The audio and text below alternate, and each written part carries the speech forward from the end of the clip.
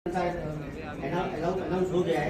अब दोनों पार्टियां मिलकर अभी 10 दिन की चुनावी रणनीति को किस तरीके से रोड पे उतारेंगे। ये वर्तमान समय में एक लोकतांत्रिक व्यवस्था का एक जोरदार टर्निंग पॉइंट आया है कि देश के अंदर जो क्षेत्रीय पार्टियां और कांग्रेस पार्टियों का कई जगह गठबंधन हुआ है, उसी अनुरूप हमारे बांसवाड़ा सीट पे भी गठबंधन हुआ है और हमने भी दिल से स्वागत किया। कांग्रेस के पदाधिकारी ने भी इसको गठबंधन का दिल से स्वागत किया।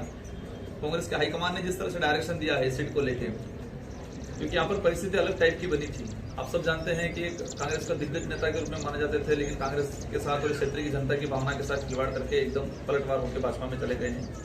10 दिन की जो हमारी कार्य योजना है कि हम लोग सामूहिक रूप से कैंपेनिंग करेंगे और कांग्रेस का कार्यकर्ता हो या बीजेपी का कार्यकर्ता हो, सब मिलके इस लोकसभा चुनाव को शानदार तरीके से जीतेंगे।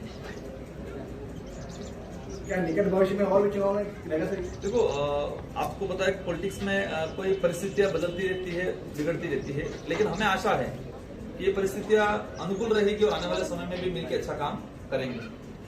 अब ये पॉलिटिक्स किसके लिए कर रहे हैं? ये पॉलिटिक्स क्षेत्र की जनता के लिए और इस देश के जो संवैधानिक जो प्रावधान है, हमारा देश का जो संविधान जो कहता है और जिस परिभाषा जिस अनुरूप संविधान जो लागू हुआ है उसको स्थापित करने के लिए, उसको बचाने के लिए पॉलिटिक्स कर रहे हैं। नहीं तो इसमें महत्वपूर्ण जनता है या राजनीतिक दल है? नहीं, महत्वपूर्ण जनता है।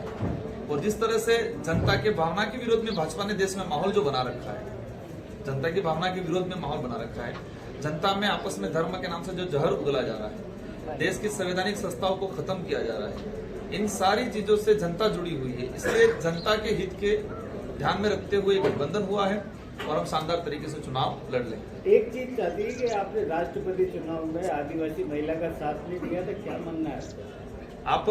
यही सवाल हमको करना चाहिए कि मणिपुर के अंदर आदिवासी महिलाओं को नींवरस्त करके घुमाया गया, लेकिन आदिवासी महिला राष्ट्रपति हम सम्मान देते, सम्मानजनक पद है, लेकिन उनको जिस तरह से बिठाया गया है, जिस तरह से उनको कंट्रोलिंग कर रखा है, वो कोई किसी प्रकार का कोई डिसीजन नहीं ले पाते और इसे हमें पता था और इसलिए हम लोग इन चीजों से दूर रहें।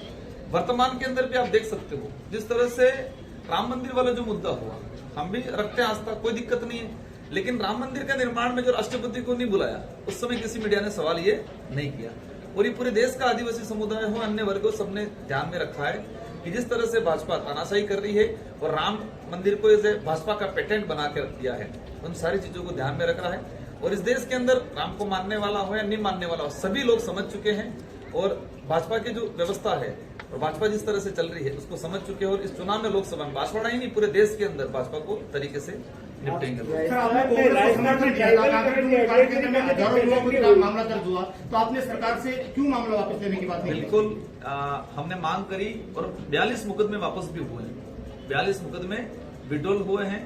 कुछ ऐसे मुकदमे थे 4-5 वो रहे हैं, बाकी 42 मुकदमे हमने विड्रॉल करवा लिए। आरक्षण की भी बात काफी आ रही है इस क्षेत्र के अंदर, ये लंबे समय से चल रहा है, की बात भी नहीं हो, ये लंबे समय से चल रहा है। सरकारें आती है, बदलती हैं, कुछ चीजें इम्प्लीमेंट होता भी है, कुछ चीजें रह भी जाते हैं और हम इसको लेके काम कर रहे हैं और हमें आशा है कि इंडिया गठबंधन के साथ जुड़े हैं, इन सारे समस्या का सोल्यूशन होगा।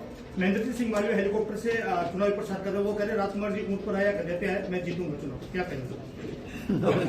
देखो, सवाल देने लायक कमेंट हो तो मैं जवाब देने लायक कोई कमेंट हो तो मैं जवाब दूं, लेकिन वो बौखला चुके हैं। स्थिति ये है, उम्र में मेरे से काफी बड़े हैं वो, लेकिन जिस तरह से वो छोटे बच्चों वाली हरकतें कर रहे हैं, ये छोटा बच्चा वो कहता है कि वो चॉकलेट नहीं मिली इसलिए रोने लग गया, तो वो कह रहे मेरे को राम मंदिर नहीं जाने मिला इसलिए मैं भाजपा में चला गया। तो जिस तरह से छोटे बच्चे वाली हरकतें कर रहे हैं, मैं कोई कमेंट नहीं करना चाह रहा, लेकिन जनता समझ चुकी है कि किसने भ्रष्टाचार किया है, किसने अरबों करोड़ों कमाए हैं और कौन लोग क्या कर रहा है।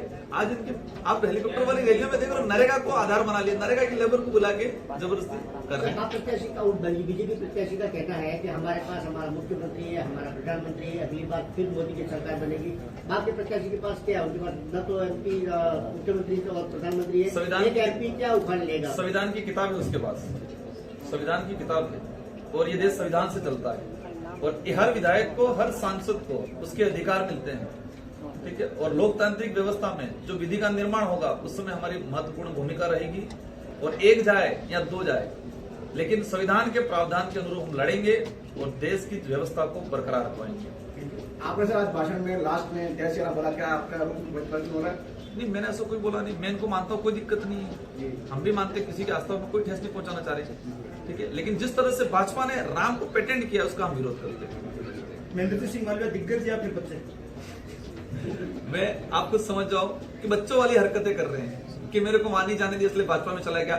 मेरे नाम से 2 राजकुमार ढूंढ लिए उन्होंने, कई राजकुमारों को ढूंढा उन्होंने और पैसे देके राजकुमार से फॉर्म भरवाए, ठीक है, और वो दोनों राजकुमार उनके घर पे ले जाके बिठा रखे हैं, उनका फोटो वीडियो वायरल हुआ है, तो वो दिग्गज नहीं माने जाते। जिस तरह से उन्होंने हरकतें कर रखी है, जिस तरह से वो कमेंट कर रहे हैं, वो दिग्गज की श्रेणी में नहीं आते, वो बच्चों वाली हरकतें कर रहे कितने हैं। वोट से जीतोगे सर आप? ये जनता तय करेगी, लेकिन लाखों वोटों से हम जीतेंगे। 3 लाख ऊपर।